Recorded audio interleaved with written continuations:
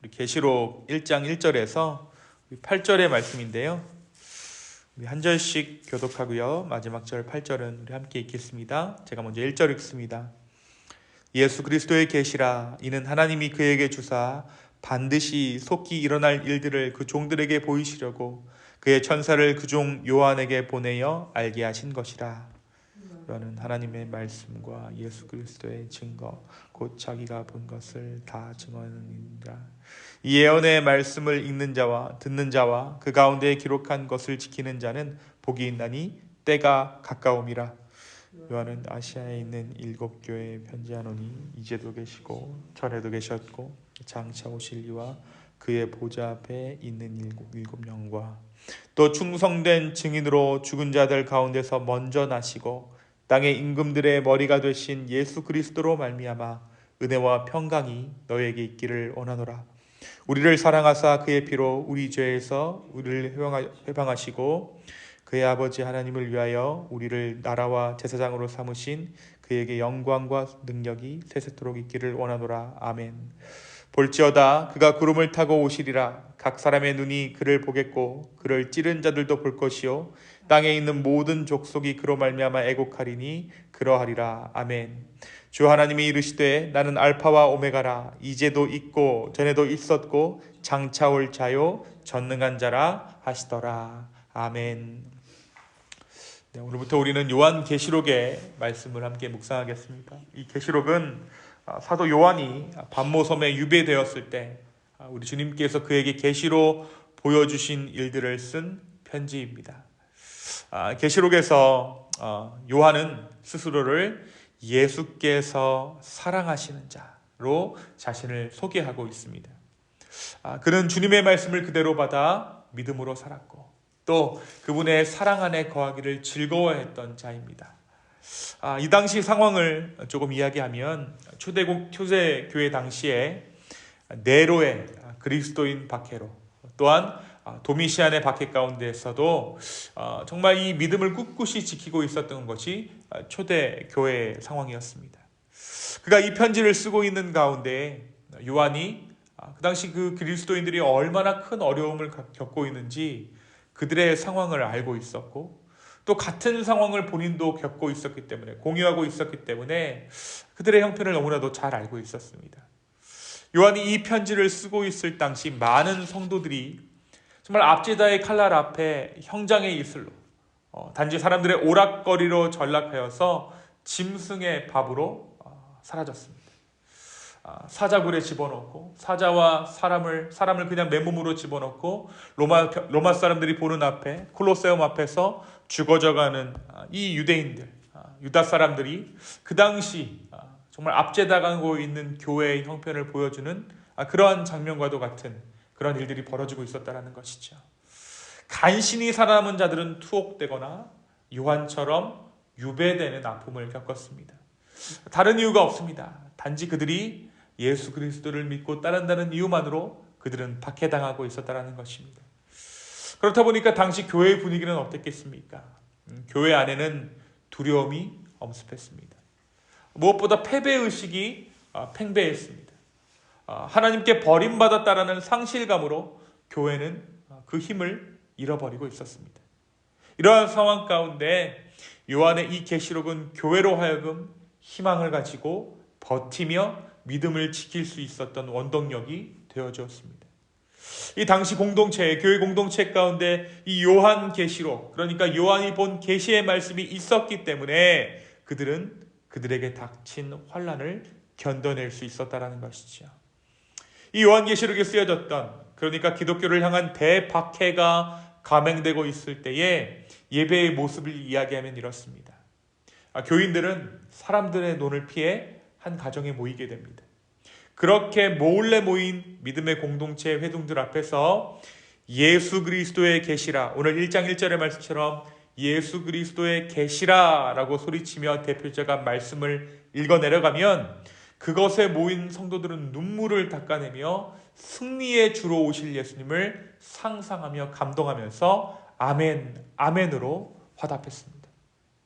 요한은 아시아에 있는 7교회에 이 편지를 보낸다라고 기록하고 있죠. 오늘 말씀해 보니까 오늘 말씀 4절입니다. 요한은 아시아에 있는 7교회에 편지하노니라고 기록하고 있죠. 우리가 잘 알고 있는 대로 이 7은 온전한 수를 의미합니다. 이 7교회라는 표현에는 두 가지 의미가 있습니다. 지금의 터키 지역에는 이 7교회의 터전과 흔적이 지금도 남아있어요. 그러니까 역사적인 현실 가운데, 현실의 역사 속에 실제 했던 교회가 이 7교회라는 것입니다. 각각의 교회가 가지고 있었던 대표적인 특징이 있었기 때문에 이 요한은 이 7교회에 편지한다라고 기록하고 있습니다. 또한 이 7교회는 상징적인 의미도 가지고 있어요. 모든 세대, 모든 교회를 망라하는 교회가 이 7교회라는 표현 가운데 상징하고 있는 바라는 것이죠. 오늘날 우리 교회에도, 그러니까 이 요한계시록 말씀이 받아들여질 수 있는 말씀, 하나님께서 우리 교회 가운데 주시는 말씀으로 이 요한계시록을 받아들일 수 있는 이유입니다. 이 7교회들에 대해서는 우리가 앞으로 묵상할 2장과 3장에 걸쳐서 계속해서 이야기하게 될 것입니다. 이 편지에서 요한은 다시 오실 예수님을 이야기합니다. 처음 오셨던 주님, 그러니까 초림의 주님은 어떠한 모습으로 오셨습니까? 낮고 천한 모습으로 오셨죠. 아기의 모습으로 말구유 가운데 나셨습니다. 그렇다면 재림하실 때 예수님은 어떠한 모습일까요? 재림하실 때 예수님은 7절에 보니까 그가 구름을 타고 오시리라. 각 사람이 그를 보겠고 그를 찌른 자들도 볼 것이요 땅에 있는 모든 족속이 그로 말미암아 애곡할 것이다 라고 오늘 말씀이 기록하고 있죠. 그러니까 재림하실 때 예수님은 구름을 타고 영광스러운 모습으로 이 땅 가운데 오신다는 거예요. 초림의 예수님은 작고 초라한 말 구유에서 어린아이의 모습으로 나셨지만 다시 오실 주님은 영광스러운 말을 타고 영광스러운 모습으로 이 땅 가운데 다시 오실 것이다 라고 요한이 환상 가운데 본 것을 선언합니다. 또한 초림의 주님을 개인적이고 소수의 사람만이 목격했다면 다시 오실 주님은 모든 사람에게 공개적으로 드러나게 될 것입니다. 초림의 주님을 사람들이 찌르고 십자가에 매달아 죽게 함으로 그들을 거절했다면 재림하실 주님은 자신을 거절하는 사람들을 심판하실 심판주로 오실 것입니다. 주님의 승리로 그 사람들은 애곡하게 될 것입니다. 이것이 바로 오늘 요한계시록이 전하고 있는 재림의 주님의 모습입니다. 주님께서 다시 오시는 그날이 바로 우리에게 이 고통을 견뎌가며 신앙하고 있는 우리에게 승리의 날이 될 것이다 라는 그 약속의 말씀이 오늘 우리 교회 가운데, 우리의 삶 가운데 선포되기 시작한 것이죠. 그래서 이 요한계시록의 말씀은 종말을 이야기하지만, 결국을 이야기하지만 그것이 음산하고 마음 가운데 어려운 것이 있는 것이 아니라 승리의 노래가 되는 줄로 믿습니다. 사랑하는 성도 여러분, 오늘 말씀은 우리에게 무엇을 말해주고 있을까요? 오늘 예수님의 다시 오심과 다시 오실 예수님의 위엄의 모습을 우리는 주목해야 합니다. 계시 가운데 다시 오실 예수 그리스도의 모습을 지켜보는 사도 요한은 감동하고 흥분해서 아멘, 아멘으로 화답했습니다. 또한 요한 사도의 편지를 읽고 듣는 교회 공동체와 회중들도 감격해서 이 말씀 가운데 눈물을 흘리며 아멘, 아멘으로 화답하며 고난을 이긴 힘을 얻을 수 있었습니다. 사랑하는 기쁨의 교회 성도 여러분, 우리가 살아가는 이 시대는 정말 눈에 보이는 핍박은 없을지라도 피부에 와닿는 핍박에 피부로 와닿는, 눈에 보이진 않지만 우리가 느끼는 핍박의 시대를 살아가고 있습니다. 예수 그리스도를 믿는다는 것이 그렇게 쉽지 않게 되었다는 거야. 말씀대로 그리스도를 믿는 것이 더 이상 우리 가운데 쉽지 않은 일이 되어버렸습니다. 그렇게 오늘 우리가 그 예수 그리스도의 승리의 소식을 들었을 때 우리 또한 아멘, 아멘으로 화답할 수 있다라는 것이죠. 그리고 영광스러운 모습으로 마침내 다시 오실 그 주님을 기대하고 바라고 고난을 견디고 이겨낼 수 있는 정말 말씀의 원동력이 요한계시록 가운데 있다는 것입니다. 사랑하는 성도 여러분, 다시 오실 예수님이 우리에게 힘과 능력 되기를 소망합니다. 그리고 온전히 지금 이 시대 가운데 우리가 무엇을 바라고 구하는 것이 아니라 온전히 다시 오실 예수님께 우리의 소망을 두는 저와 여러분 되기를 예수님의 이름으로 축원합니다. 두 번째 오늘 말씀은 오늘도 우리에게 말씀하시는 예수 그리스도를 이야기합니다. 하나님께서 요한에게 주셨던 계시는 당시 핍박받던 교회 공동체에게 힘이 되었습니다.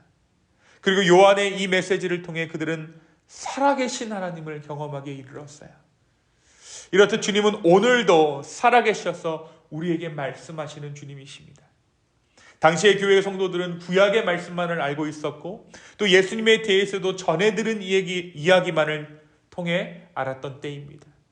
그런 그들이 이 요한의 계시로 말미암아 지금 살아계신 주님, 지금 말씀하시는 주님을 체험할 수 있었다는 것이죠. 오늘 우리가 기도할 때에 오늘도 말씀하시며 오늘도 역사하시는 그 주님을 경험하게 되기를 소망합니다. 그분은 과거 속에 또는 어떤 이런 책 속에 성경 속에 우리와 동떨어진 세계에 머물러 계시지 아니하시고 오늘 우리에게 말씀하시며 우리의 삶을 돌보시는 주님이십니다.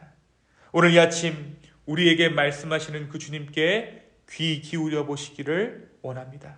그리고 그 주님께서 말씀하실 때 요한과 초대교회 공동체의 지체들과 같이 아멘, 아멘으로 화답할 수 있는 저와 여러분 되기를 예수님의 이름으로 축원합니다. 이 시간 함께 기도하시겠습니다. 지금도 우리 가운데 살아서 역사하시는 주님, 지금도 우리 가운데 말씀하시는 주님, 오늘 이 아침 우리가 주의 음성 듣기를 소망합니다. 주여, 우리 가운데 마음이 낙담한 자들이 있습니까? 현실적인 어려움의 고통 가운데 허덕이는 자들이 있습니까? 오늘 주님께서 주시는 요한의 계시의 말씀이 우리에게 소망되게 하여 주시고 다시 한번 주님만을 바라볼 수 있는 힘과 용기를 허락하여 주시옵소서. 감사합니다. 이 모든 말씀 살아계셔서 역사하시는 예수님의 이름으로 기도하였습니다. 아멘.